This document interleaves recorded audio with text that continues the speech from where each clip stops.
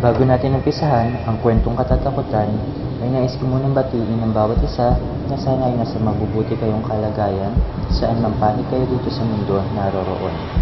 Nais ko na ipabatid na ang kwentong matutunghayan ay hangong mula sa totoong buhay at karanasan. Now with no further ado, let's start and be scared.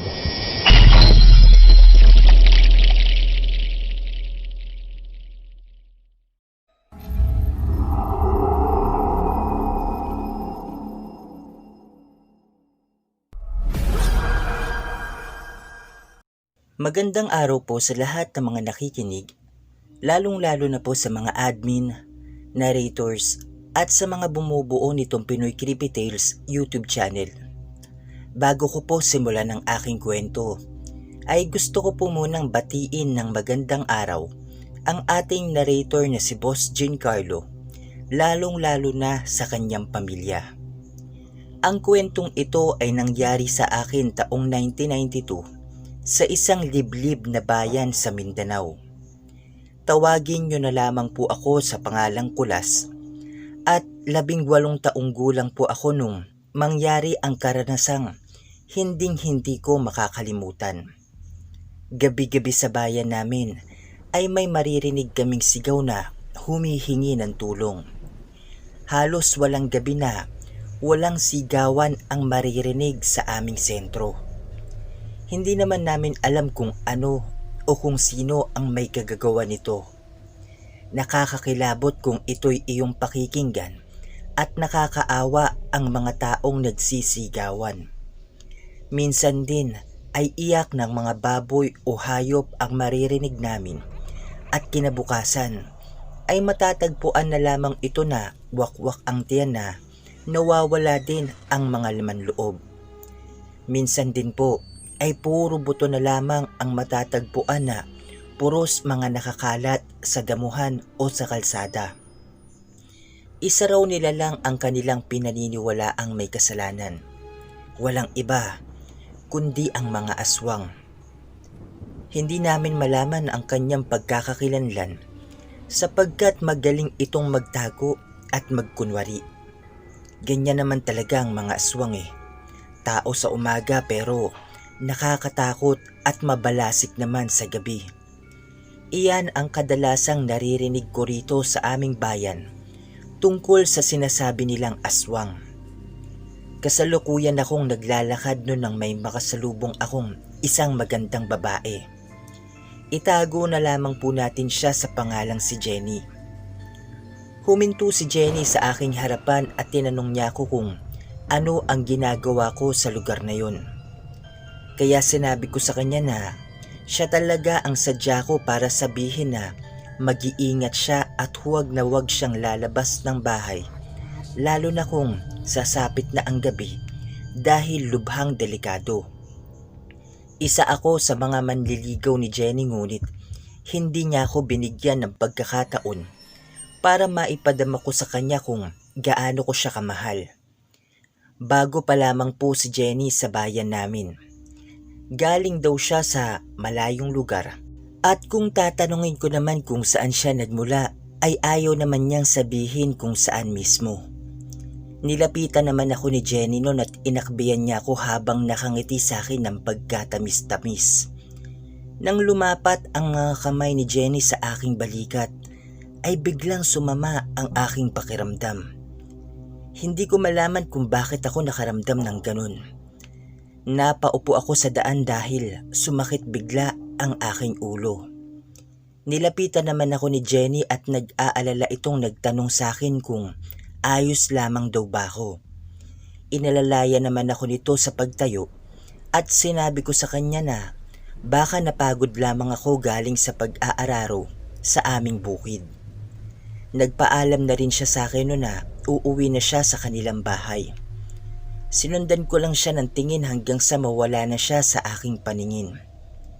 Ipinagpatuloy ko na lang ang aking paglalakad pa uwi sa amin dahil sa medyo malapit lang din naman ang bahay namin kaya nilakad ko na lamang ito.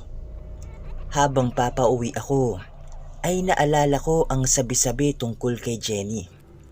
Maraming tao ang pumupuri sa kanya dahil sa taglay nitong kabaitan at labis niyang kagandahan. Ngunit sa kabila ng lahat ng yun, ay may naririnig akong usap-usapan na may nakatagong pinakasikretong lihim daw itong si Jenny. Isang araw ay nakita ko si Jenny na naglalakad sa daan. Nagtataka ako nun dahil nang nasa tapat na siya ng simbahan ay nakita ko na takot siyang dumaan sa simbahan at nagmamadaling umalis. Dahil sa pagmamadali nito ay nabunggo niya ang isang madre sa simbahan na yun. Narinig kong tinanong si Jenny ng madre kung bakit parang nagmamadali raw siya at ang sagot naman niya ay may humahabol daw sa kanya.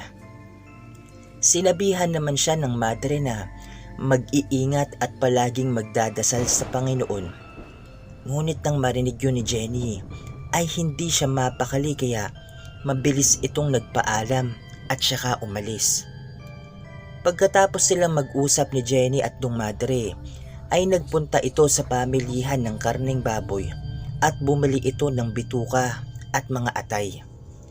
Pagkatapos bumili ni Jenny ng mga laman loob ay nakita kong papauwi na siya kaya dali-dali akong nagtago upang hindi niya ako makita na sinusundan ko siya.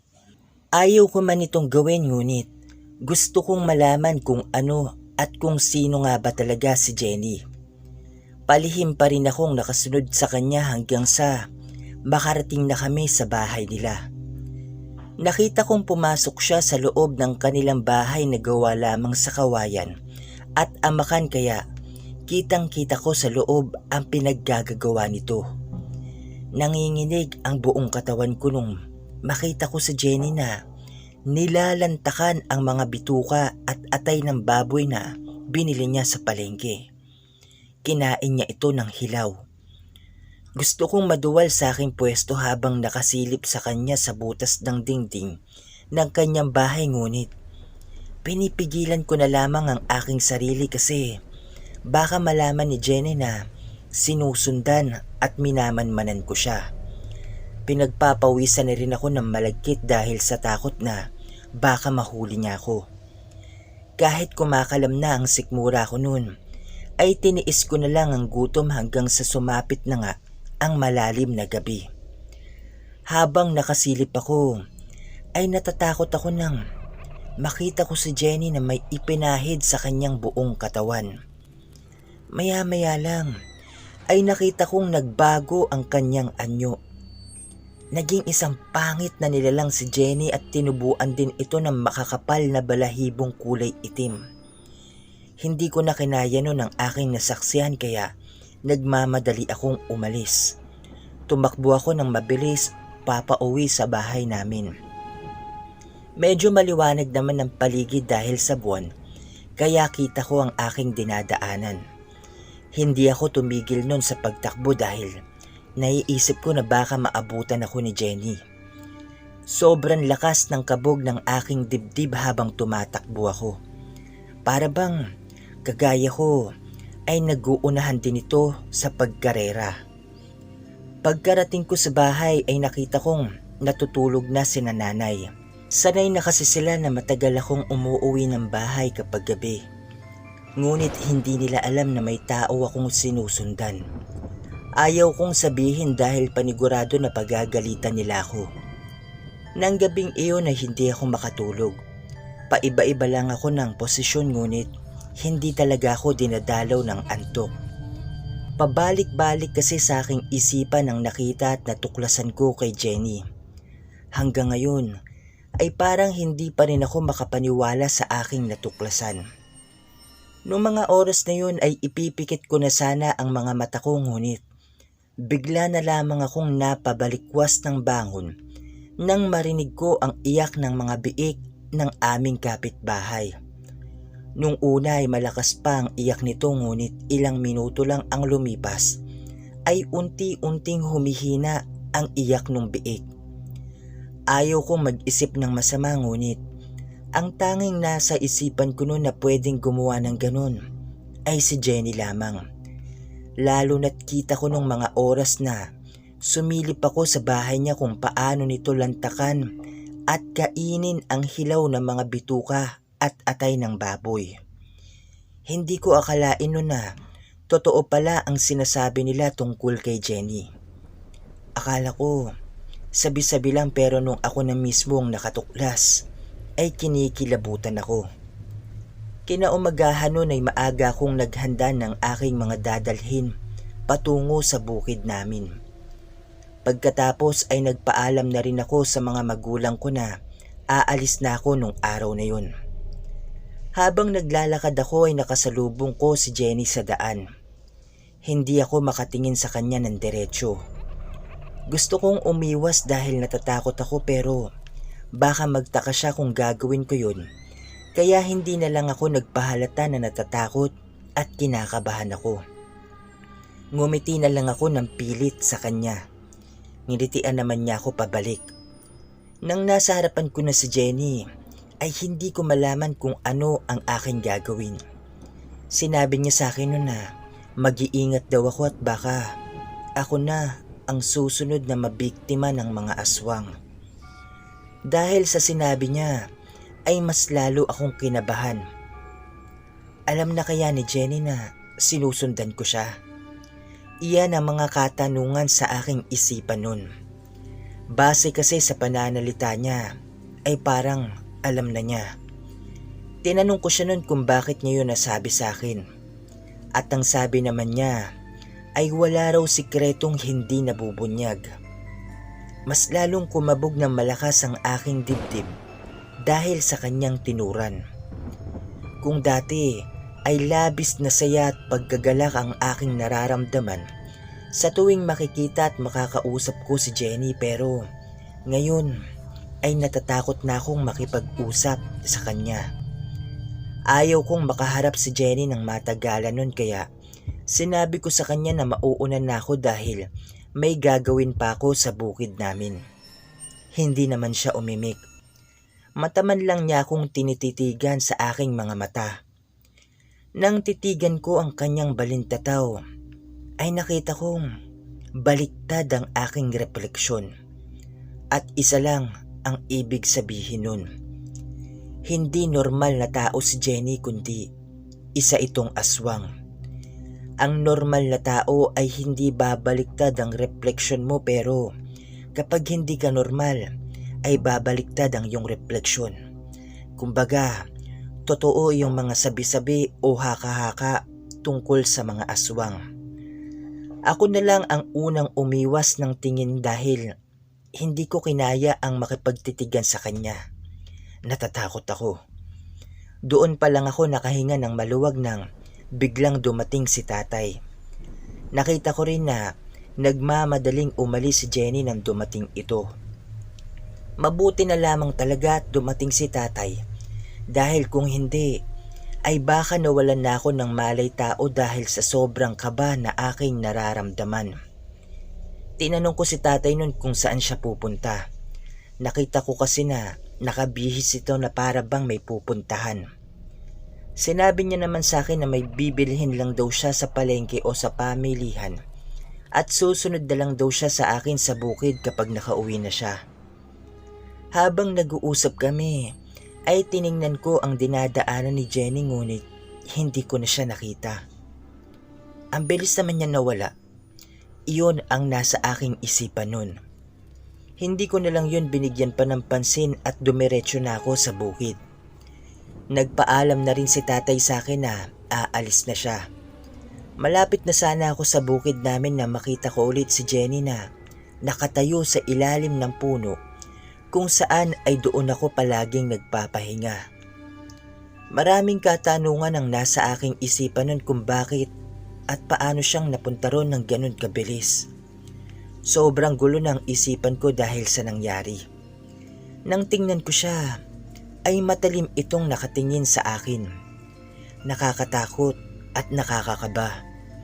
Nakakapanindig balahibo ang kanyang mga tingin.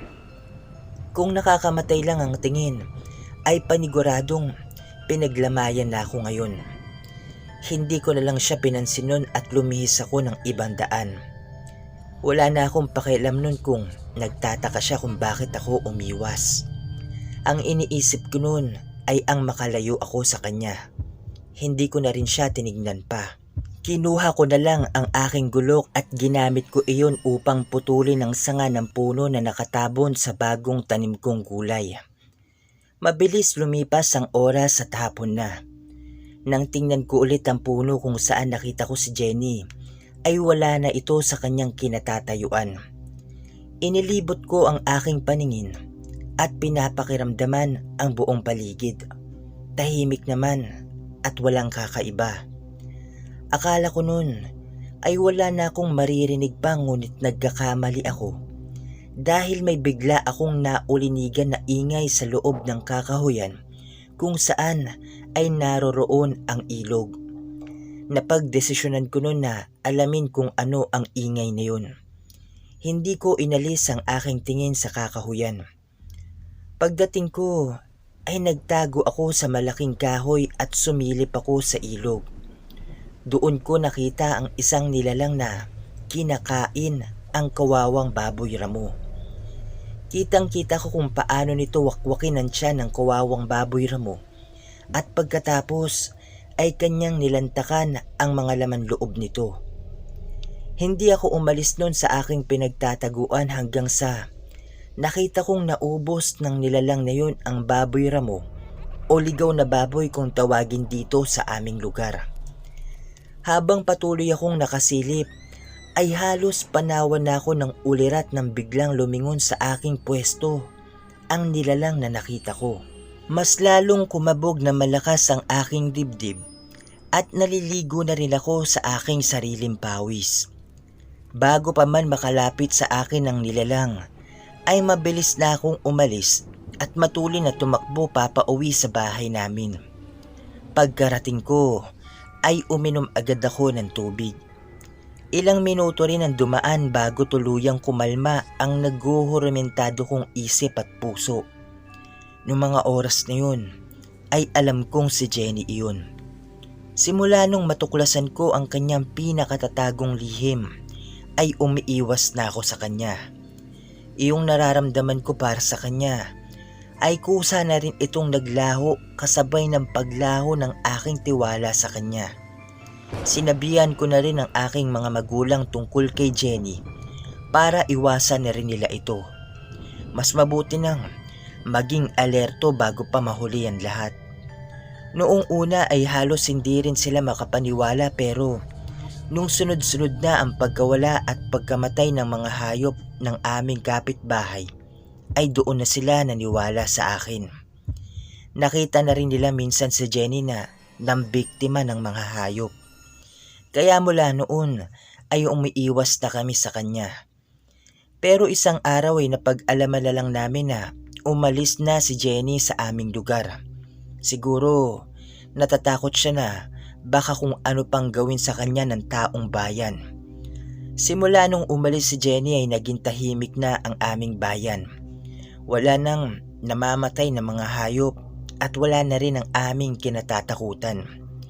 Naging panatag na ulit ang aking kalooban. Nagpapasalamat din ako sa Panginoon dahil hindi niya kami pinabayaan at binigyan niya pa kami ng mahaba-haba pang buhay. At iyon po ang aking kwento at karanasan. Sana'y inyong nagustuhan.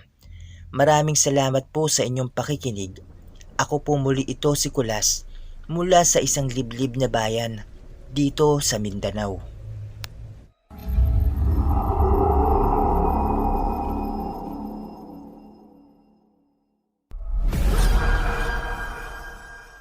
Magandang araw po sa lahat ng mga nakikinig, lalong-lalo na po sa mga admin, narrators at sa mga bumubuo nitong Pinoy Creepy Tales channel. Partikular na po sa ating narrator na si Boss Giancarlo sa walang sawang pagbabahagi ng mga kwentong katatakutan at kababalaghan para po sa ating lahat. Tawagin niyo na lamang po ako sa pangalang Marie mula sa isang bayan dito lamang sa Luzon. Nangyari ang kwentong ito taong 2018 at 23 taong gulang na po ako noon. Kasalukuyan akong nasa trabaho sa isang call center nang biglang tumawag ang aking uncle. Itago na lamang po natin siya sa pangalang Ed. Tumawag sa akin si Uncle Edno na magsisimula na raw ang aming training 7:00 ng gabi nung araw na iyon. Hapon na rin nung tumawag si Uncle. Sinabihan ko siya na susubukan kong humabol dahil 4:00 pa ng hapon ang out ko sa trabaho at pagkatapos ay babiyahe pa ako ng 30 minuto papunta roon sa training area. Ang sasalihan ko nga po pala ay isang organisasyon o bilang isang peacekeeper ng bayan. Pagka-out ko sa trabaho ay nagmamadali akong tumakbo patungo sa boarding house. Malapit lang din naman po kasi ang pinagtatrabahuan ko sa inuupahan kong boarding house. Siguro 200 o mahigit 100 metro lamang ang layo nito. Hindi na nga ako nakapagpaalam noon sa mga kasama ko sa trabaho dahil sa gahol na ako sa oras. Pagkarating ko sa boarding house ay nagbihis na ako agad at inihanda ko na ang mga gamit ko lalong-lalo na ang susuotin ko sa training. Nang ayos na ang lahat ng gamit ko ay dali-dali na akong umalis sa boarding house at tumakbo patungo sa kalsada para pumara ng tricycle. Medyo malayo-layo talaga ang biyahe. 2 sakayan pa ang gagawin ko. Sasakay ako ng tricycle patungo sa terminal at galing naman doon ay sasakay na ako ng jeep patungo sa training area. 6:00 na ng gabi nang ako ay dumating sa training area dahil sa lubhang traffic. Pagkarating ko ay nakita ko kaagad si Uncle Ed.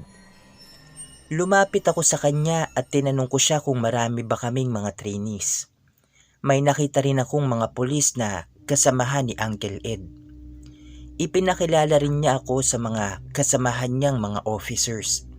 Si Uncle kasi ang nagdala ng training na yun. Bandang 7:00 ng gabi ay nagsimula na kami. Noong una ay nahirapan ako dahil medyo may kahirapan ang ginawang stretching. Pagkatapos ng stretching ay nagsimula na kami sa blindfolding. Ito yung tatakpan ng mga mata mo ng panyo at pagkatapos ay magmamarcha patungo sa designated area ng bawat patrol o ng bawat team. Mahirap kasi hindi mo makikita ang dinadaanan mo. Ang driver ng team ay iyong nasa likuran. Iyong nasa likuran ang walang blindfold. Tanging tapik lang sa balikat ang gagawin ng leader para hindi mabangga iyong nasa unahan. Kung sa kaliwa ang daan, sa kaliwang balikat din ang tatapikin. Kung sa kanan, ay sa kanang balikat din. Pagkatapos nun ay ibang activity na ulit. Pero bago simulan ng susunod na gawain, ay binigyan muna kami ng konting break ng leader na galing pa sa national. Tawagin na lamang po natin siya sa pangalang Major Sanchez. Hindi niya po ito totoong pangalan. Si Major Sanchez at iyong uncle ko ay magkalapit sila sa isa't isa, kaya medyo malakas ang kinita ko sa kanila. Sinabihan nila ako na hindi na raw ako isasama sa mga trainees na paggapangin ng mga team leaders ng organisasyon na iyon. Iyong training ng army na crawl on the ground, isa yan sa training na gagawin ng mga trainees, pero hindi ako kasama sa gagapang dahil nga po sa ako ay isang babae. Nung mga oras na yun ay nagpaalam muna ako kina uncle na magbabanyo lamang ako saglit. Dahil concern ng uncle ko sa akin ay sinamahan niya ako roon sa madilim na parte kung saan ay may maraming puno. Iyong training area ay napapalibutan ng mga punong kahoy pero may malaking space sa gitna. Sa kaliwang banda naman ay may dagat. Nang makarating na kami sa may puno ay sinabihan ko si uncle na hintayin niya na lang ako at ako na lang ang papasok sa loob ng kakahuyan. Habang inilalabas ko ang tubig sa aking pantog, ay nakaramdam ako ng kakaiba. Iyong pakiramdam na parang may nagmamasid sa'yo pero kapag tinitingnan mo naman ay wala kang nakikitang sino man o wala kang nakikitang tao. Binilisan ko ang pag-ihi dahil natatakot na ako. Habang ginagawa ko yun, ay palinga-linga ako sa buong paligid. Baka kasi bigla na lamang akong atakihin ng sino man nang hindi ko nakikita. Sa unahan naman ay nakita ko si Uncle na naghihintay sa akin. Patapos na ako nun nang may biglang nahulog na sanga ng puno sa aking harapan.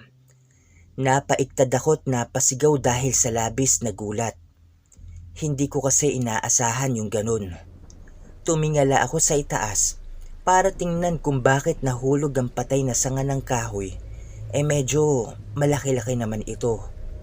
Hindi ito basta-bastang mahuhulog kung walang mabigat na bagay na nakapatong dito. Sa pagtingala ko ay may naaninag ako sa itaas pero hindi ko makalaro dahil masyadong malalaki ang mga sanga ng puno sa may itaas. Wala rin akong dalang flashlight. Tanging liwanag lang ng buwan nun ang nagsisilbing liwanag sa paligid. Kaya hindi ko masyadong maaninag kung may tao o nilalang ba sa itaas ng punong iyon. Nang matapos na ako, ay tumayo ako at tinitigan kong mabuti ang ibabaw ng puno. At doon ko nakita ang isang nilalang na malaki. Pero hindi ako sigurado nun sa nakita ko dahil baka kasi anino lang iyon ng mga dahon ng kahoy. Hindi ko na lang iyon pinansin dahil ayokong takutin ang sarili ko. Nagmamadali na lang akong lumabas sa kakahuyan at pinuntahan si Uncle na kanina pa naghihintay sa akin. Pagkarating ko ay tinanong niya ako kung bakit daw ang tagal kong umihi. Kanina pa raw ako sa loob ng kakahuyan. Ayoko naman na sabihin sa kanya na iyong napansin ko dahil hindi naman ako sigurado kung ano talaga iyon. Kaya sinabi ko na lang na natagalan ako dahil masyadong maskip ang suot kong pantalon at nahirapan akong tanggalin ito. Bago kami bumalik sa training area ay nilingon ko muna ang kakahuyan na pinuntahan ko at doon nakita ko na may tumatalon-talon sa sanga ng mga puno. Nang hilakbot ako sa aking nakita kaya dali-dali akong tumakbo patungo kay Uncle. Nauna na kasi siyang umalis at naiwan ako dahil nilingon ko pa ang kakahuyan na yun. Napaisip ako nun kung ano kaya yung nakita ko. Malaki at bakit sobrang bilis ng mga kilos nito. Hindi naman iyon ibon dahil may mga paa naman yung nakita kong tumatalon. Napatigil lang ako sa pagmumuni-muni nang mabunggo ako sa likuran ni Uncle Ed. Hindi ko napansing nakarating na pala ako sa area at hindi ko rin nakita si Uncle sa harapan dahil nakatuon ang isipan ko sa nilalang na nakita ko. Tinanong ako ni Uncle kung bakit daw parang balisa ako. Ano ba raw ang problema ko? Pati sila Major ay lumapit na rin sa amin ni Uncle at tinanong din ako. Ngumiti na lang ako ng pilit para hindi nila mahalata na kinakabahan ako sa nilalang na tumalon kanina sa may puno. Nakita kong naghihintay sila sa isasagot ko kaya sinabi ko sa kanila ang nakita ko kanina. Ngunit ang sabi nila sa akin ay baka raw guni-guni ko lamang iyon. Sabi pa ni Major na wala naman daw taong patalon-talon sa ibabaw ng puno maliban na lang kung kakaibang nilalang yun o kung isa yung aswang. Pagkabanggit ni Major sa salitang aswang ay pati siya ay natigilan at dali-daling lumapit sa akin at tinanong niya ako ulit tungkol doon sa nakita ko. Nagpakawala muna ako ng isang malalim na hininga bago ko ikinuwento yung nakita ko.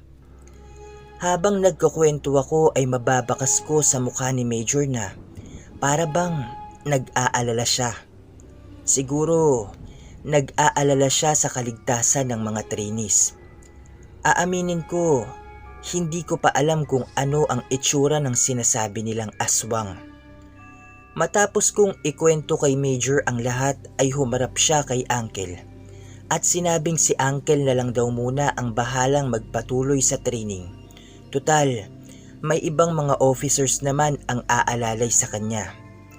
Nagpaalam si Uncle sa akin na pupuntahan lang muna niya ang mga trainees at ako naman ay pinasama ni Major doon sa Kakahuyan. Pati ang iba pang mga opisyal na kasamahan niya sa national ay sumama na rin sa amin. Habang papalapit kami ng papalapit sa Kakahuyan ay inihanda na nila ang kani-kanilang mga baril. Ini-on din nila ang kani-kanilang mga flashlight at inilawan ang ibabaw ng puno kung saan ko nakita ang nilalang na yun. Sinabihan ni Major ang kanyang mga kasamahan na maghiwa-hiwalay at maging alerto.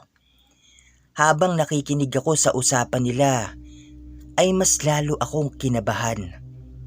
Wala kasi kong idea nun sa mangyayari at kung bakit gano'n na lang si Major kadesidido na mahanap o makita ang aswang na sinasabi niya. Makikita mula rito sa labas ng Kakahuyan ang mga trainees na nagsimula na sa next na activity. Nasa ganoon akong sitwasyon nang lapitan ako ni Major at sinabing huwag daw akong aalis sa tabi niya dahil baka daw mapahamak pa ako. Siya raw ang malilintikan sa uncle ko pag nagkataon. Dahil natatakot ako sa aswang na yun kaya hindi ako humiwalay kay Major. Nasa buka na lang kami ng Kakahuyan samantalang nakikita ko naman yung mga ibang opisyal sa loob na abala sa paghahanap sa sinasabi nilang aswang. Makikita kasi sa labas ang lakas ng ilaw ng kanilang mga flashlight. Maya-maya pa ay narinig namin na may sumigaw sa loob ng Kakahuyan. Nakarinig din kami ng mga putok ng baril. Nagulat ako nang hawakan ni Major ang aking balikat at sinabing huwag daw akong aalis sa tabi niya. Hinawakan niya ang maliit kong braso at tumakbo kami papasok sa loob ng Kakahuyan. Napaigik na lang ako sa sakit ng dumapli sa aking muka at braso ang mga maliliit na sanga ng puno. Pagkarating namin sa loob ay nakita ko ang isang nilalang na lubhang nakakatakot. Nagbabaga ang mga mata nitong nakatingin sa amin. Napakapit na lang ako ng mahigpit kay Major dahil sa natatakot ako. Nanginginig na rin ang aking mga tuhod at sa palagay ko'y hindi magtatagal ay babagsak na ako sa damuhan. Nagulat na lang ako nang biglang tumalon ang nilalang na yun sa may ibabaw ng puno at pagkatapos ay nilundagan nito ang isang opisyal. Hindi namin iyon inaasahan kaya lahat kami ay nagulat. Bumagsak ang isang opisyal malapit sa malaking puno sa may tabi nito habang namimilipit sa labis na sakit.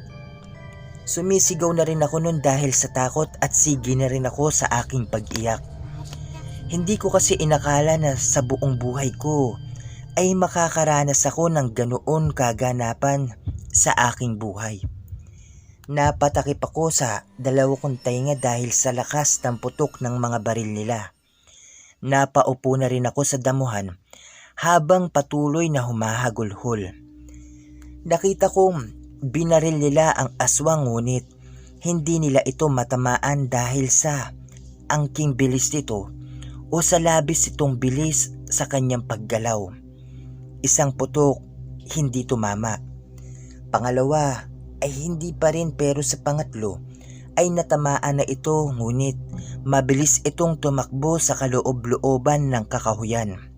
Hinabol naman ito ng mga opisyal ngunit nahirapan silang makita ang aswang dahil hindi nila kabisado ang loob ng gubat at marami ring mga sanga ng punong nakaharang na siyang naging dahilan upang mahirapan sila sa pagsunod. Tinulungan naman ng mga officer ang kanilang kasamahan na nasugatan sa kalmot ng aswang. Pagkalabas namin ay nakita naming tumigil ang mga trainees sa kanilang ginagawa at halos lahat sila ay nag-aabang sa aming paglabas.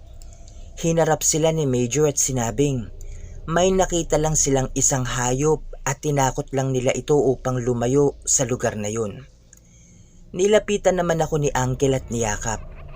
Alam kong nag-aalala siya sa akin dahil malalagot siya sa mga magulang ko kapag may nangyaring masama sa akin.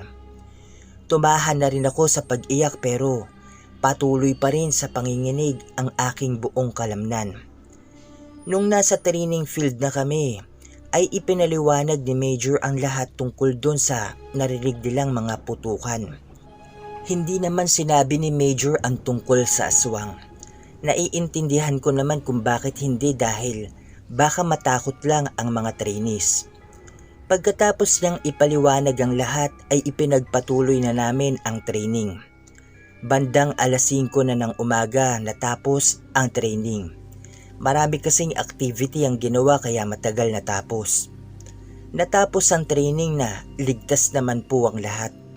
Habang nagtitraining ay nakabantay naman ang mga opisyal sa paligid kaya secured o ligtas ang mga trainees. Ilang araw din akong nakatulala nun sa trabaho dahil sa nangyari. Ang araw kung kailan ako naging ganap na peacekeeper ay ang araw rin na hindi ko kailanman makakalimutan. Nagpapasalamat na lamang po ako dahil wala ni isa sa amin ang napahamak sa kamay ng aswang na iyon.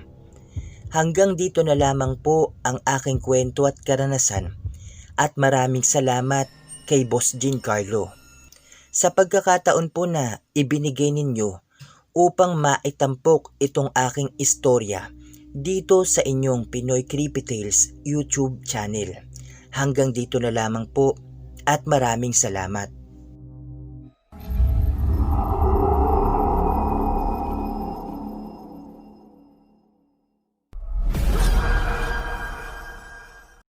Magandang araw po sa lahat ng mga nakikinig, lalong-lalo na po sa mga admin, narrators, at sa mga bumubuo nitong Pinoy Creepy Tales YouTube channel. Bago ko nga po pala simulan ng aking kwento at karanasan, gusto ko po munang batiin ng magandang araw ang ating narrator na si Boss Giancarlo at ang kanyang mga mahal sa buhay. Tawagin niyo na lamang po ako sa pangalang Tino mula sa isang probinsya sa Visayas. Nangyari ang kwentong ito taong 2008 sa lugar namin. 17 anyos pa lamang ako nang mangyari ang karanasang aking ibabahagi ngayon para po sa inyong lahat. Walang araw at gabi na hindi kami nangangamba para sa aming kaligtasan. Isang babaeng medyo may kaedaran na rin ang kinatatakutan dito sa aming probinsya. Nung hindi pa dumadating ang babaeng iyon, ay tahimik at payapa ang aming lugar.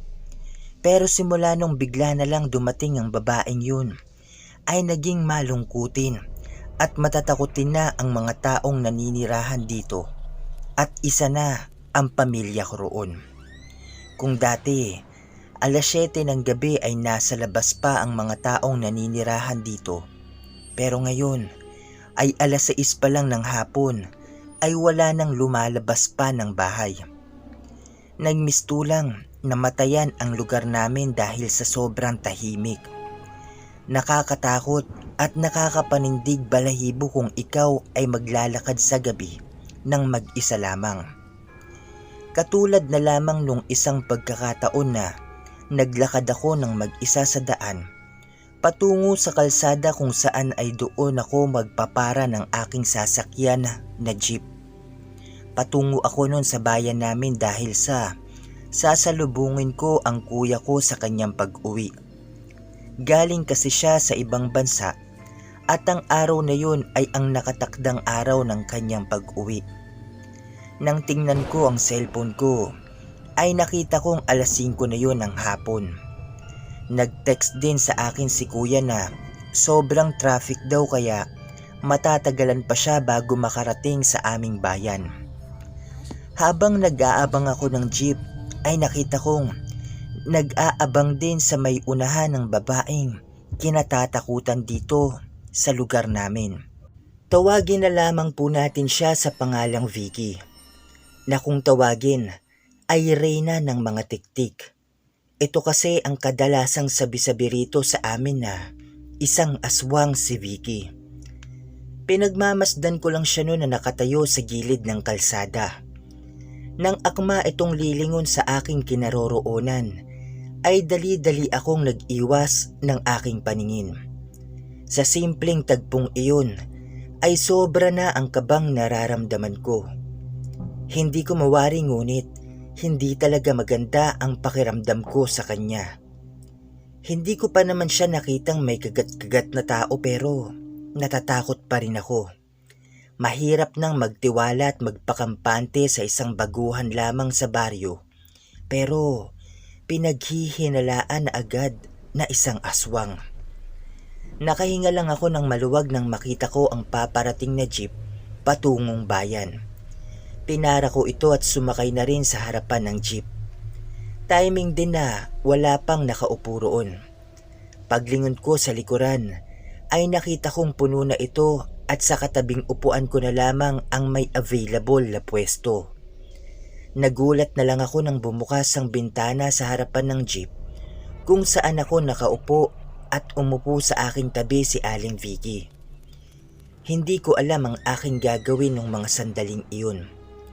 Gusto kong bumaba ngunit inisip ko na kung bababa ako at maghihintay ulit ng jeep ay mas lalo akong gagabihin sa aking lakad. Kaya tiniis ko na lang nun ang aking takot.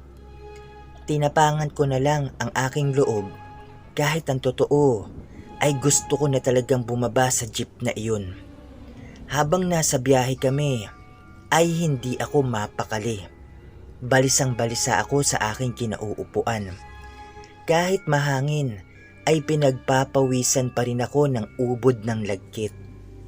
Umusog pa ako ng kaunti malapit sa driver ng jeep dahil sa natatakot akong lumapat ang aking balat sa balat ng babaeng iyon. Nagtataka nga nun ang driver at tinanong ako kung ayos lamang ba ako. Nakita niya kasi kong namumutla at patuloy sa pagpatak ang aking butil-butil na pawis sa aking noo. Ayaw ko namang sabihin sa kanya ang totoong dahilan kaya nagsinungaling ako.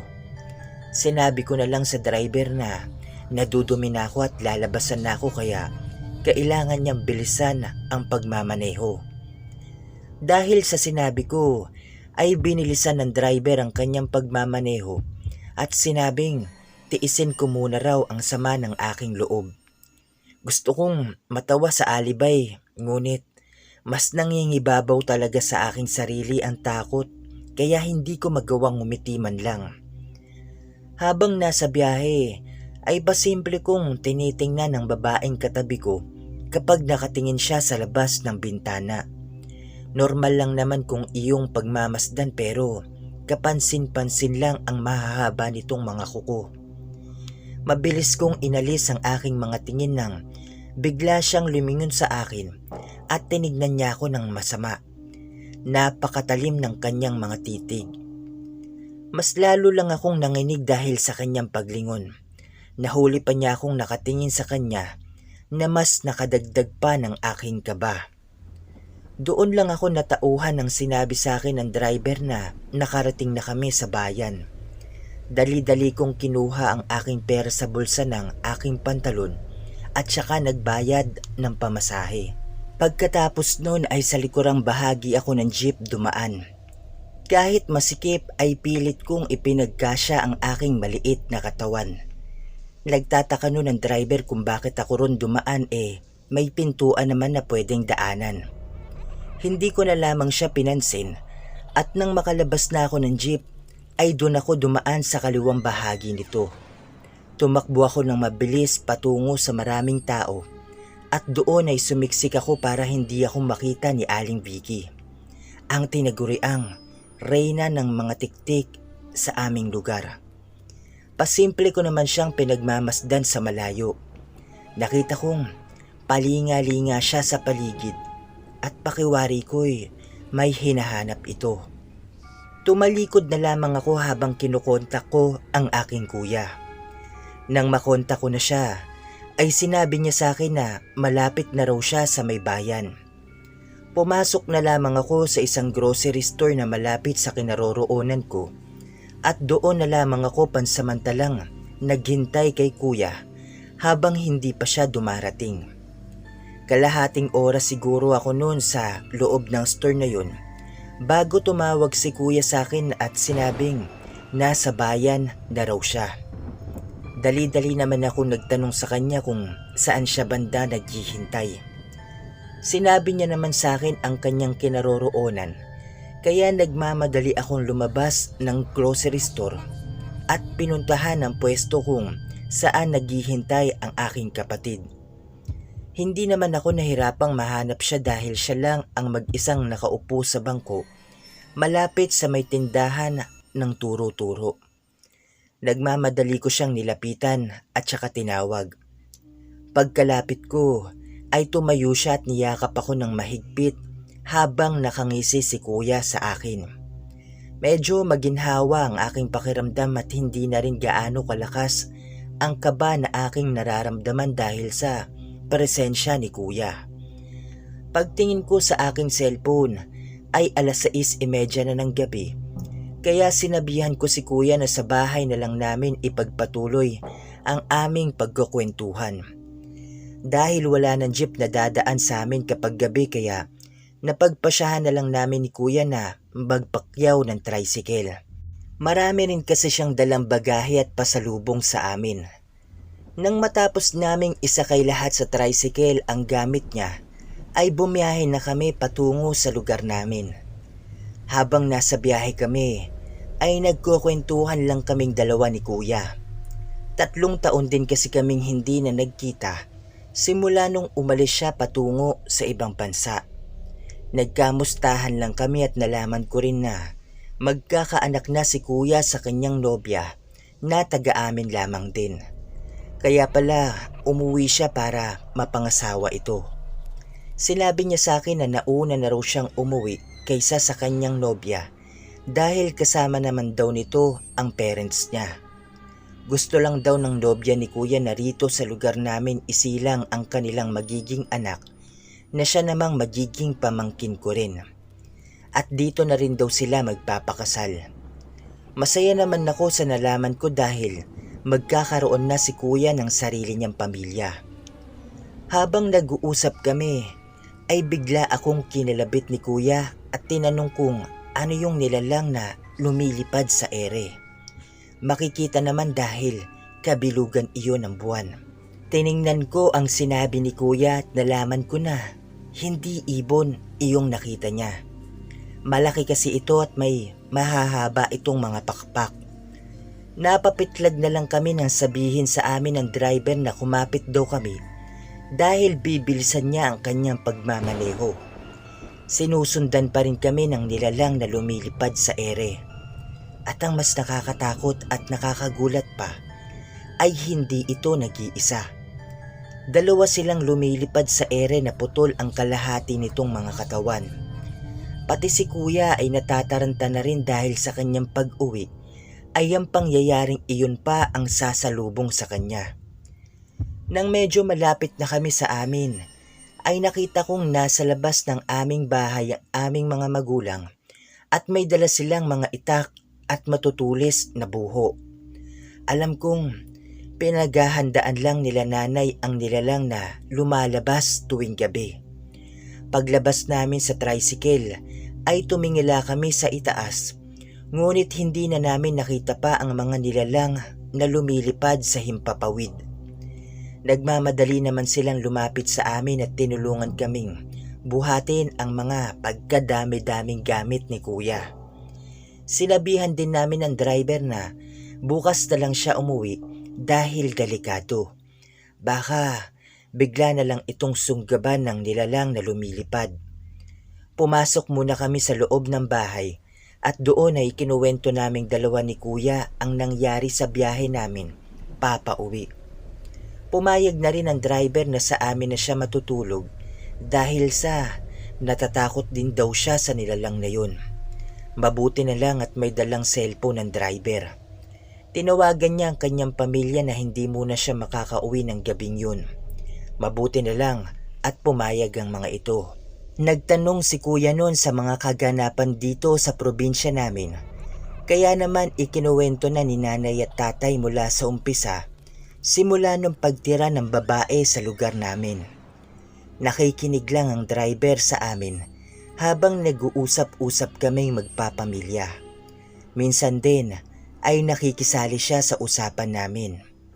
Sabi ni nanay ay manananggal daw yung nakita namin ni kuya na putol ang kalahati nitong katawan. Mas lalo akong kinabahan dahil akala ko ay si Aling Vicky lang ang aswang sa lugar namin. Ngunit nagkamali ako dahil ang sabi ng mga magulang ko ay baka isa silang pamilya o isang lahi na palihim na tumira sa lugar namin. Nagulat na lang kaming lahat nang biglang tumayo si kuya. Lahat kami ay napatingin sa kanya at sabay-sabay namin siyang tinanong kung bakit bigla siyang tumayo. At doon ay sinabi niya sa amin na nanganganib pala ang mag-ina niya kung makakauwi na ang mga ito sa aming lugar. Nabanggit din ni kuya na sa susunod na araw na ang uwi ng babaeng mapapangasawa niya, kasama nito ang mga magulang ng babae. Sinabihan naman si kuya ni tatay na hindi raw nila papayagang may masamang mangyari sa kanilang apo. Habang abala kami sa pag-uusap, ay nagulantang kaming lahat nang may biglang bumagsak sa aming bubong. Dali-dali namang kinuha ni tatay ang kanyang buntot pagi at ang kanyang itak. Si nanay naman ay binigyan niya kami ni kuya pati ang driver ng mga matutulis na buho. Nagtataka kami pareho ni kuya kung bakit ganun ang kanilang mga kilos. Nakita kong mabilis na lumabas si tatay kasunod si nanay. Pagkalabas naming lahat ay kitang-kita namin ang isang nilalang na nasa aming bubungan. Dahil kabilugan iyon ng buwan kaya sobrang liwanag ng buong paligid. Nakita naming lahat ang manananggal na sinasabi ni tatay. Inihanda namin ang aming mga buho at mahigpit iyong hinawakan. Nang lumingon sa amin ang manananggal, ay mabilis itong sumugod sa aming kinaroroonan. Bago pa man ito makalapit sa akin, ay nakita kong nilatigo ni tatay ang buntot pagi ang manananggal ng paulit-ulit. Ngunit masyado itong malakas. Lumipad ito paitaas at nagpaikot-ikot sa ere habang nanlilisik ang kanyang mga mata. Inihagis ng driver ang kanyang dalang buho patungo sa manananggal para sana targetin nitong, ngunit hindi naman ito natamaan. Sinigawan ito ni tatay at kanyang hinamon ng laban. Ngunit bigla na lang itong lumipad papalayo at hindi na muling bumalik pa. Kinakabahan ako sa nangyari at pati si kuya ay naguguluhan at kita ko sa kanyang muka ang labis na pag-aalala at pagkabahala. Nang masigurado naming hindi na babalik ang aswang na yun, ay pumasok na kaming lahat sa loob ng bahay. Ikinandado muna ni tatay ng maayos ang pintuan bago kami nagtungo sa aming sala at pinag-usapan namin ang aming gagawin kung sakaling dumating na ang magiging asawa ni kuya na magdadala ng kanilang magiging anak. Ang sabi kasi ni tatay na sobrang bango daw ng sanggol para sa mga aswang at masarap para sa kanila ang mga sanggol. Kaya kailangan daw naming maganda at maging alerto sa pagdating ng mag-ina ni kuya. Nung gabing yun ay pareho kaming lahat na walang tulog dahil nakikiramdam kami sa paligid ng aming bahay. Hanggang sa mag-umaga na ay nakadilat pa rin ang aming mga mata. Nagpaalam na rin sa amin ang driver na aalis at uuwi na siya sa kanila. Ilang araw ang lumipas ay dumating na nga ang pinakahihintay at ang kinatatakutan naming lahat. Ang pag-uwi ng magiging asawa ni kuya at ang magiging anak nila kasama nito ang kanyang pamilya na galing pa sa ibang bansa. Ano kaya ang magiging kahihinatnan ng magiging asawa ni kuya at ng anak niya? Magtatagumpay kaya ang mga aswang sa pagkain sa sanggol sa sinapupunan ng kanyang ina? Malalaman po natin yan sa part 2 o sa kadugtong nitong aking kwento at ng aming karanasan na pinamagatang Tiktik ang unang gabi ng pag-atake. Salamat po at sana po ay mahintay ninyo ang ibabahagi ko pang kadugtong nitong kwento. Sa ngayon ay hanggang dito na lamang po muna at mag-iingat po tayong lahat at maraming salamat po sa inyong lahat.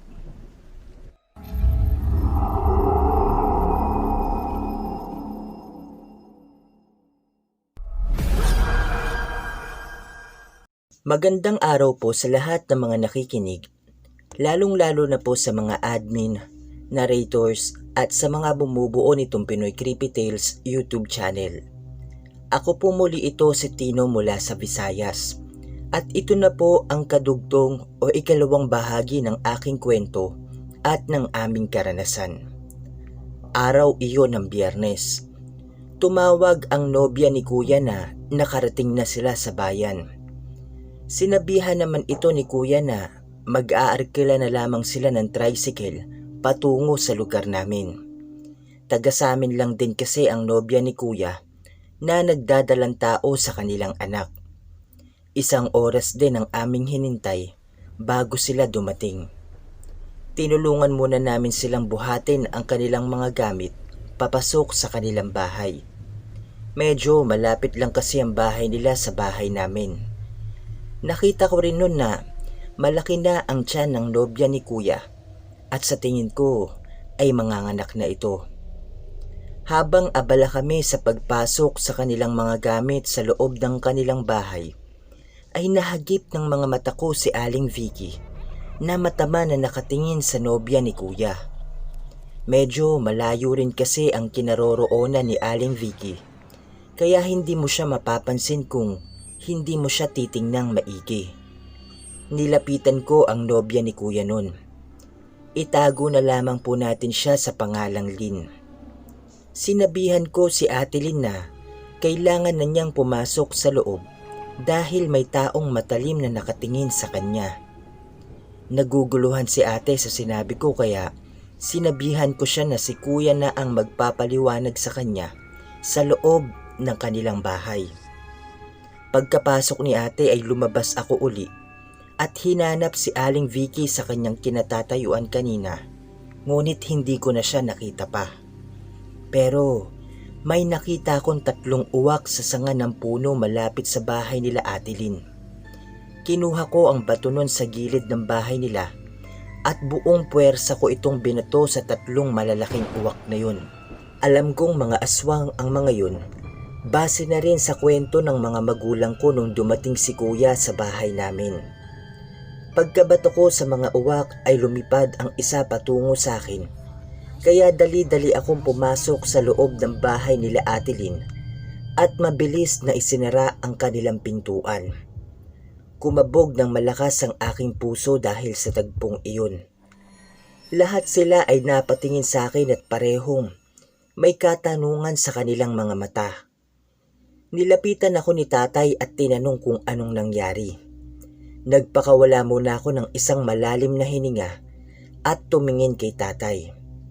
Sinabi ko sa kanya na nung abala pa kami sa pagpasok sa mga gamit ay nakita ko si Aling Vicky sa malayo na matalim na nakatingin kay ate. Kaya pinapasok ko si ate kanina sa loob ng bahay dahil doon. Ngunit nung tingnan ko si Aling Vicky sa kanyang kinatatayuan nito kanina, ay nawala na lamang ito na para bang isang bula. At nakita ko ang 3 malalaking uwak sa sanga ng puno malapit lang dito sa bahay nila ate. Nang batuhin ko ito, ay lumipad patungo sa akin ng isang uwak, kaya nagmamadali akong pumasok dito sa loob ng bahay dahil sa labis na takot na baka sunggaban ako ng aswang na yon. Pagkatapos ko magkwento, ay mabilis na lumabas ang mga magulang ni Ate Lynn, pati na rin si tatay at kuya. Naiwan naman kami rito sa loob ng bahay. Nilapitan naman ako nila ate at tinanong ako sa mga kaganapan dito sa lugar namin. Kaya si nanay na lang ang nagkwento sa kanya mula sa umpisa. Habang nagkukwento si nanay, ay mababakas ko sa mukha ni Ate Lynn ang takot at pagkabahala para sa kaligtasan nilang dalawa ng magiging anak niya. Hindi raw nila inakala na sa kanilang pag-uwi galing sa ibang bansa ay ito ang kanilang maaabutang sitwasyon sa probinsya namin. Sinabihan din ni nanay si ate na kailangan niya magsuot ng itim at magpahid ng lana sa kanyang tiyan palagi para hindi makita at maamoy ng mga aswang ang sanggol sa kanyang sinapupunan. Sinabihan din si ate ni nanay na roon siya titira sa bahay namin dahil mas may alam sila nanay kung ano ang gagawin sa mga aswang. Dahil mas mapoprotektahan nila si ate kung sa bahay namin sila titira. May mga matutulis na buho kasing nakapalibot sa aming bahay, kaya mahihirapan ang mga aswang na pumasok sa bahay namin. Maya-maya pa ay pumasok na sila tatay sa loob ng bahay nila Ate Lynn at sinabing nakita raw nila ang uwak na lumipad papalayo sa bahay. Ang sabi pa ni tatay na nagmamanman daw ang mga aswang na yun. Kailangan daw may nakabantay palagi kay Ate Lynn dahil naghahanap lang ng tiyempo ang mga aswang na yun upang masunggaban nila si ate. Dahil sa sinabi ni tatay ay nakita kong pumatak ang mga luha ni ate at nararamdaman kong nanginginig ang kanyang mga kamay nang hawakan niya ako. Inalalayan ko naman siyang umupo. Nilapitan naman siya ni kuya at saka niyakap. Pinatahan siya nito at sinabing hindi hahayaan ni kuya na may masamang mangyari sa kanila nang magiging anak niya. Nang mahimasmasan na si Ate Lynn ay dinala na nila ang mga gamit nito sa bahay namin. Pinasuot namin ng itim si ate at pinahiran din ni nanay ng banal na langis ang tiyan ni Ate Lynn upang hindi maamoy ng mga aswang ang sanggol sa loob ng kanyang tiyan. Kinagabihan ay sobrang tahimik na ng buong paligid. Tanging mga ingay lang ng kuliglig ang iyong maririnig. Kumakain kami nung mga oras na yun nang marinig namin ang huni ng isang tiktik. Napakaingay nito at naririnig namin na paikot-ikot lang ito sa aming bahay. Nagkatinginan kaming lahat at parehong napatigil sa pagkain. Nilapitan naman si ate ni kuya at dinala sa kwarto. Pati si nanay ay sumunod din sa kwarto. Hindi naman basta-basta makakapasok ang aswang sa bintana dahil may mga matutulis na buho ito at mga tinik ng kalamansi. Pati sa bubong ay may mga tinik din na inilagay si tatay pangontra sa mga aswang. Pinagsuot na rin ni nanay si Ate Lynn ng isang rosaryo. Nang tingnan namin ang banal na langis ay bumubula ito, palatandaan na may aswang sa paligid o sa malapit. Habang nakikiramdam kami sa loob ng kwarto, ay narinig naming nagkakagulo sa likurang bahagi ng aming bahay. Sinabihan ko si nanay no na siya na ang bahala kay ate. Alam naman niya kung ano ang gagawin kaysa sa akin. Mabilis akong lumabas ng bahay at nagtungo ako sa likod ng aming bahay. Bit-bit ang matulis na buho. Pagkarating ko ron, ay nakita kong nilalatigo ni tatay ang isang nilalang na ubod ng pangit. Kulubot at mabalahibo ang katawan nito. Habang abala si tatay sa paglatigo sa aswang, ay hindi namin namalayan ang uwak na lumilipad patungo kay tatay at mabilis itong nagbago ng anyo at biglang sinunggaban si tatay. Dahil sa gulat ay hindi agad kami nakakilos ni kuya. Doon lang kami natauhan nang sumigaw si tatay dahil kinalmot siya ng isa pang aswang. Kahit natatakot ako at nanginginig, ay buong puwersa kong ibinaon sa likod ng aswang ang bitbit kong buho. Naramdaman kong nasaktan ito dahil umalulong ito ng malakas. Nakakatakot at nakakapanindig balahibong alulong. Binunot ko ulit ang buho at akma ko na sana itong ibabaon ulit. Ngunit mabilis na tumakas papalayo ang aswang. Nag-iba ulit ang anyo nito at naging uwak na naman na mabilis lumipad papalayo sa bahay namin. Nang hindi na namin matanaw ang dalawang uwak, ay nagmamadali kaming nilapitan si tatay at tinulungan siyang makatayo.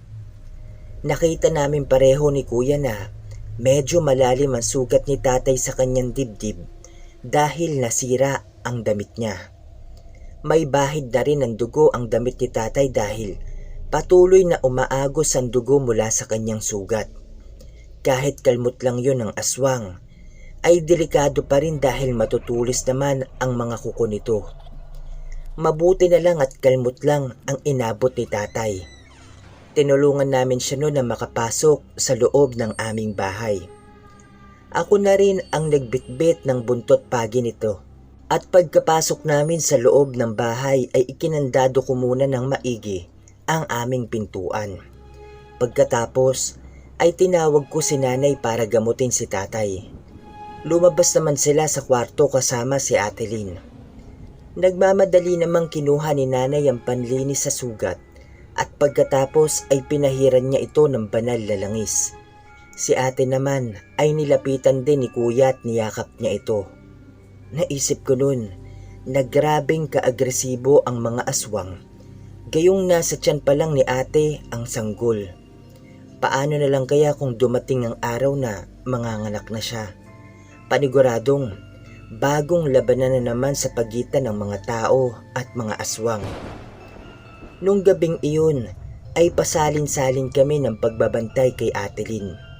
Habang natutulog kami ay si tatay muna ang nagbabantay.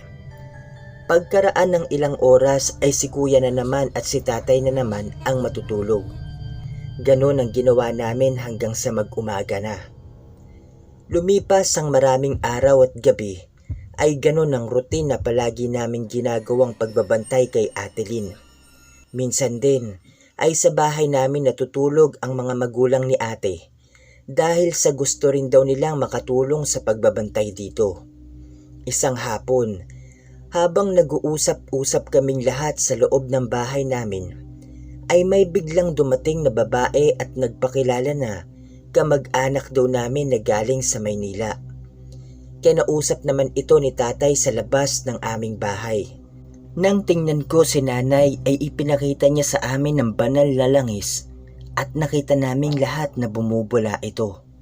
Ibig sabihin, aswang ang kausap ni tatay.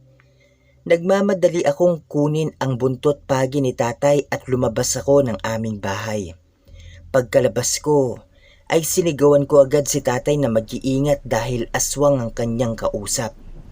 Bago pa man makaalis ang babae, ay nilatigo ko na siya ng pangalawang beses ng bitbit kong buntot pagi. Namilipit naman ito sa sakit at di kalaunan, ay bigla na lang itong naging isang uwak at mabilis na lumipad papalayo habang tila ba nagpapagewang-gewang. Dahil sa galit ni tatay, ay sinigawan niya ito na papaslangin o gagantihan niya ang lahat ng kanilang angkan kapag nagtangka pa itong bumalik sa bahay namin. Sinabihan ako ni tatay noon na alam na raw niyang aswang ang kanyang kaharap dahil baliktad daw ang kanyang refleksyon nang titigan niya ang mga mata ng babae.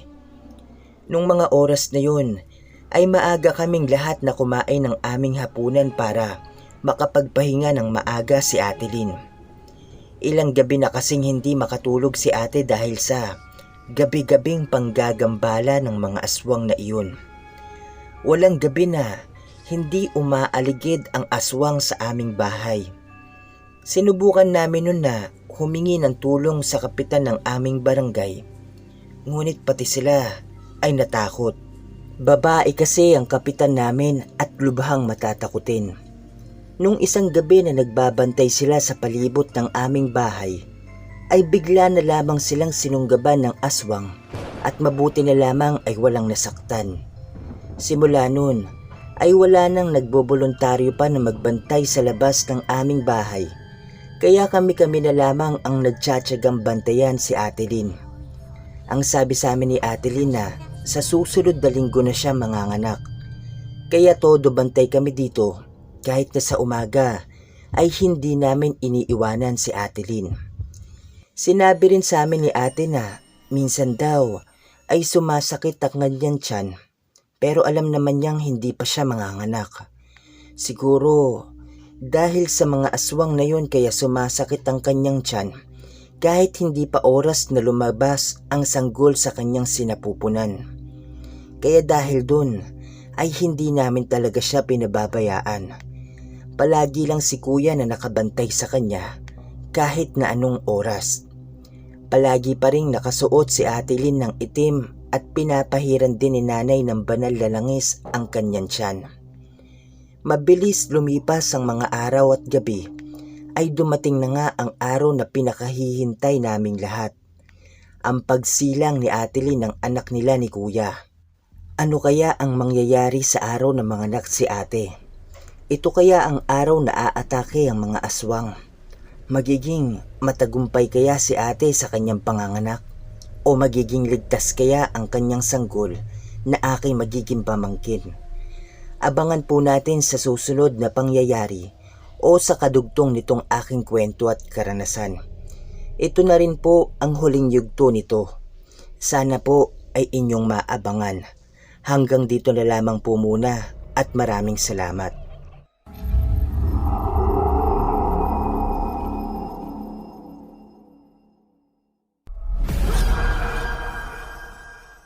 Magandang araw po sa lahat ng mga nakikinig, lalong-lalo na po sa mga admin, narrators, at sa mga bumubuo nitong Pinoy Creepy Tales YouTube channel.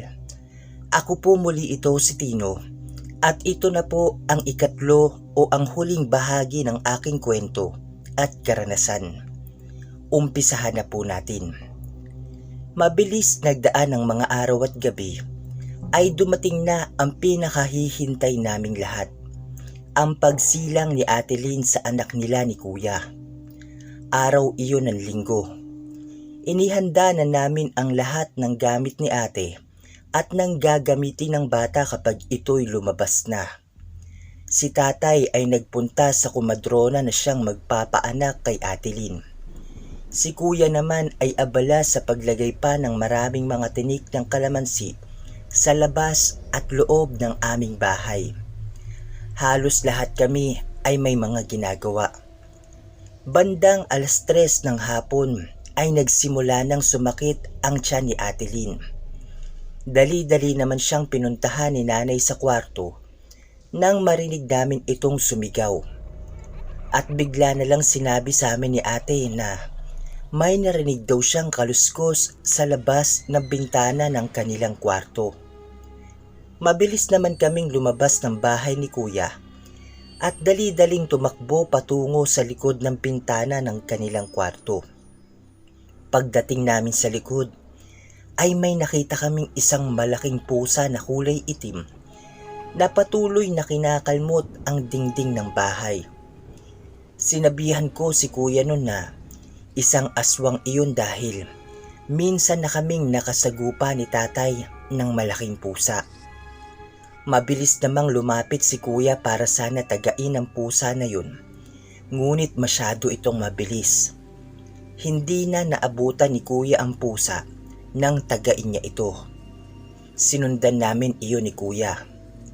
Tinarget na nga namin ito ng buho ngunit hindi ito natamaan dahil mabilis itong tumakbo sa loob ng mayayabong na damuhan. Bumalik ulit kami ni kuya sa loob ng bahay nang marinig namin si nanay na tinawag si kuya. Pagkarating namin ay nasa loob na ng kwarto ang komadrona kasama si nanay na tinitingnan ang sipit ni ate kung lalabas na ba ang ulo ng aking pamangkin.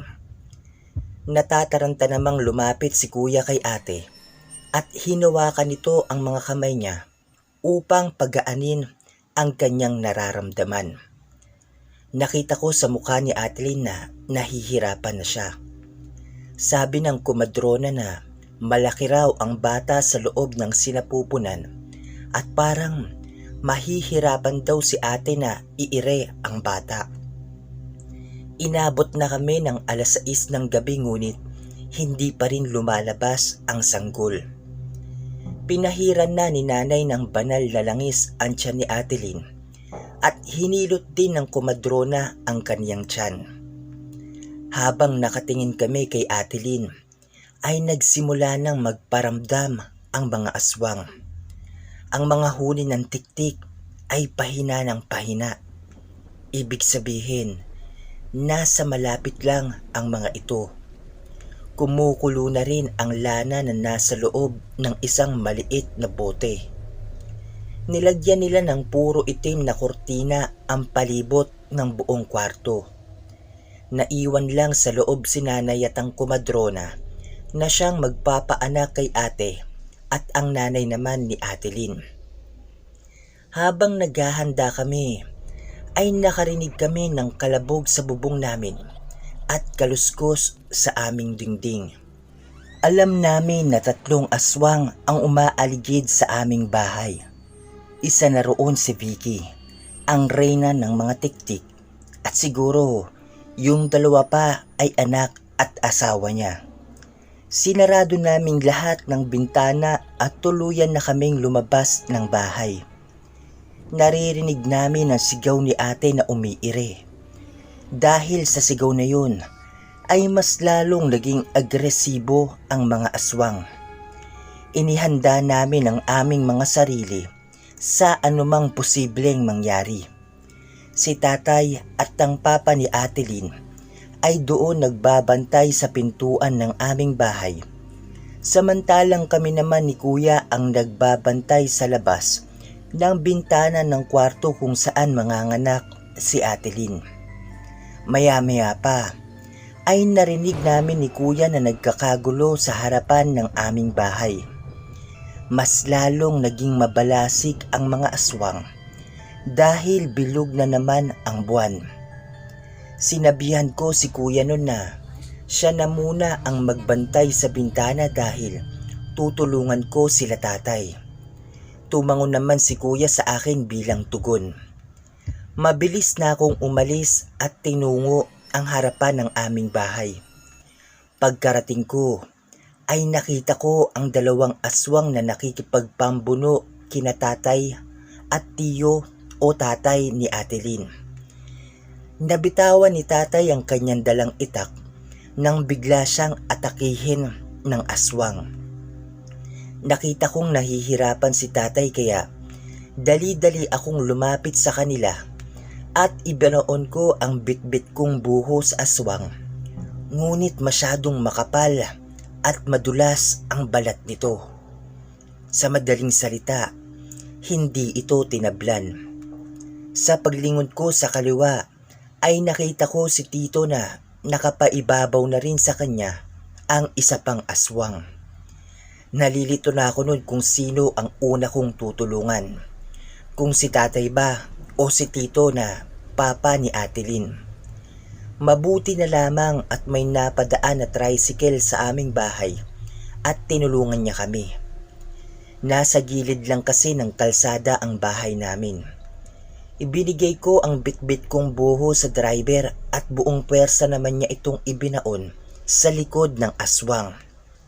Ngunit mas malakas ito kaysa sa kanya. Ininda lang nito ang sakit at pagkatapos ay mabilis itong humarap sa driver ng tricycle at sinunggaban siya nito. Nagpambuno ang 2. Dali-dali naman akong humakbang patungo kay tatay at tinulungan siyang makatayo. Pagkatayo nito ay nilatigo niya ang aswang na nakapaibabaw kay tito. Mabilis naman itong nagbago ng anyo at naging isang uwak. Lumipad ito sa ere. Nilapitan naman nila tatay ang driver at nilatigo niya ang aswang na nakapaibabaw rito. Umalulong ito ng pagkalakas-lakas na nagbigay kilabot sa aking buong pagkatao. Pati ang mga aso ng malayo naming kapitbahay ay nagsialulungan na rin. Napakaingay ng gabing iyon, pero alulong lang ang maririnig.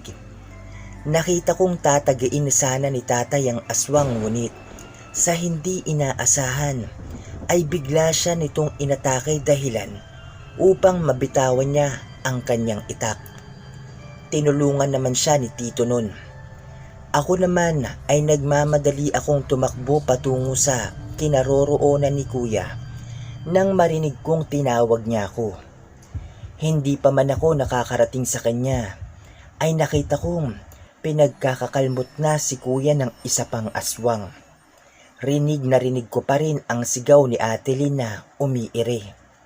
Nag-aalala na rin ako noon dahil ang tagal lumabas ng bata o ng pamangkin ko.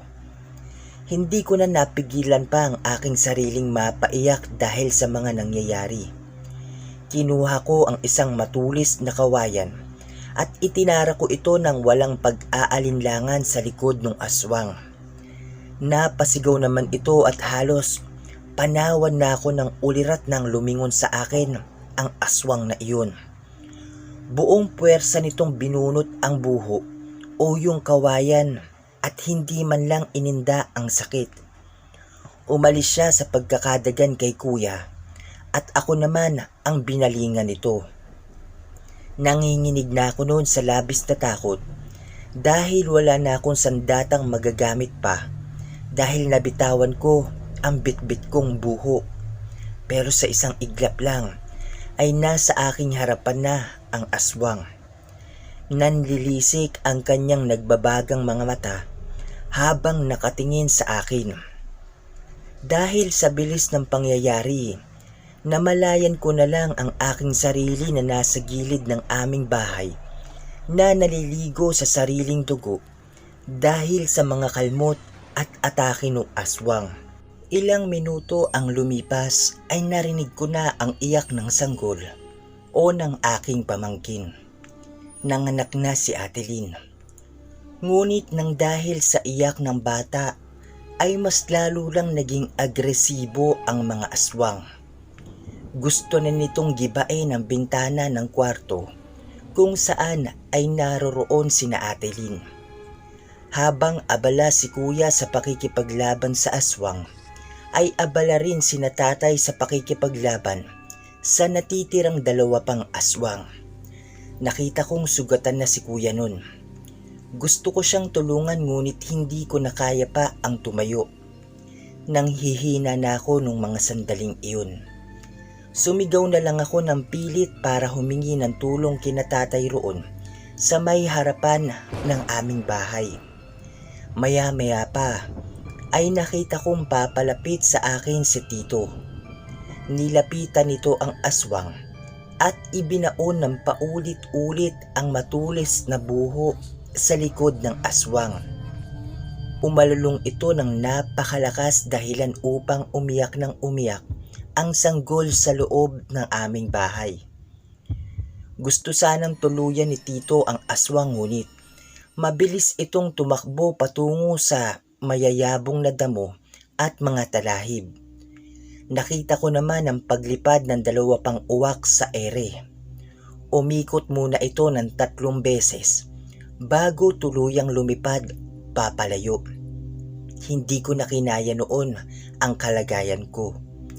Ipinikit ko na lamang ang aking mga mata dahil sa nanghihina na ako. Naramdaman ko rin na namamanhid na ang buo kong katawan. Nakita ko si tatay noon na kahit may sugat siya ay nilapitan nila ako ni kuya at tinulungang makatayo. Inalalayan nila ako papasok sa loob ng aming bahay. Nakasunod naman sa amin si Tito at iyong driver na tumulong sa amin. Pagkapasok namin sa loob ng bahay ay sinigurado muna nila kuya at ni Tito na hindi na muling babalik pa ang mga aswang. Nakita ko naman noon si nanay na lumabas ng kwarto. Nang makita niya ako ay dali-dali siyang lumapit at ginamot ang aking mga sugat na gawa sa kalmot ng aswang. Pinuntahan naman ni kuya si ate sa loob ng kwarto. Habang ginagamot ako ni nanay ay ipinikit ko na lang ang aking mga mata pero patuloy pa rin akong nakikinig sa kanila. Narinig ko na ikinuwento nila kay nanay ang lahat ng kaganapan sa labas ng aming bahay. Nung nakipaglaban kami sa mga aswang hanggang sa tumakas ang mga ito papalayo sa aming bahay. Pero sinabi pa nga ni tatay nun na baka bumalik pa ang mga aswang at hindi nga kami nagkamali.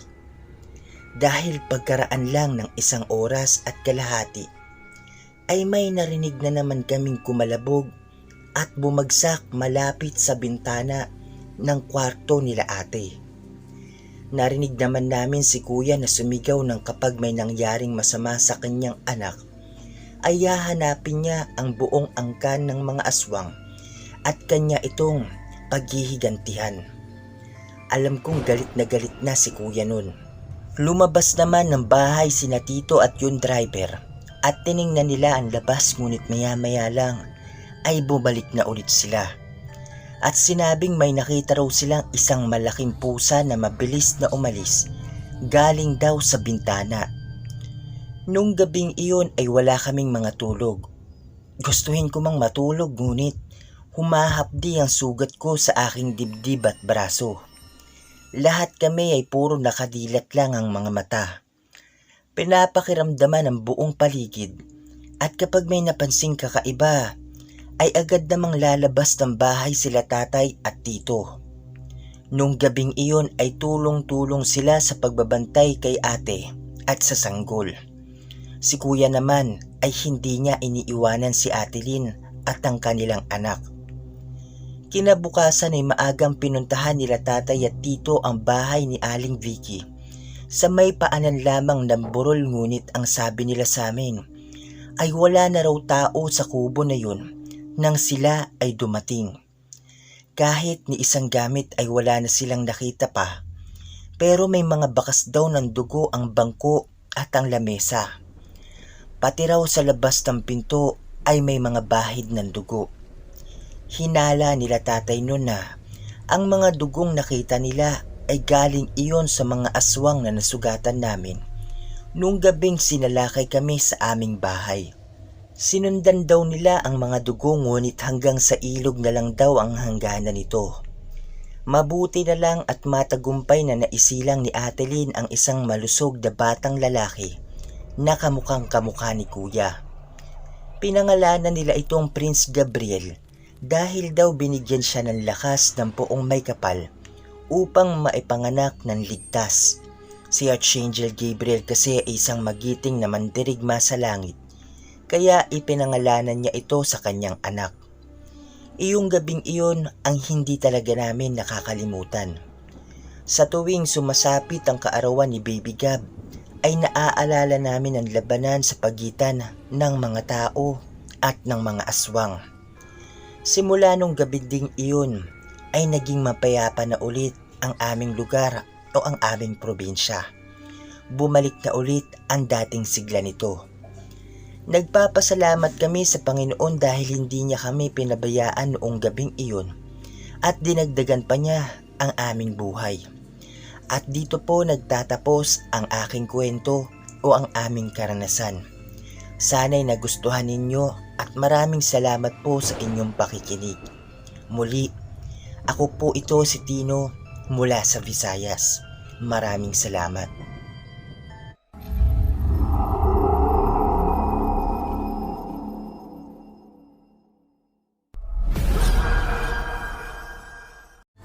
Maraming salamat sa mga nakikinig at makikinig pa lamang.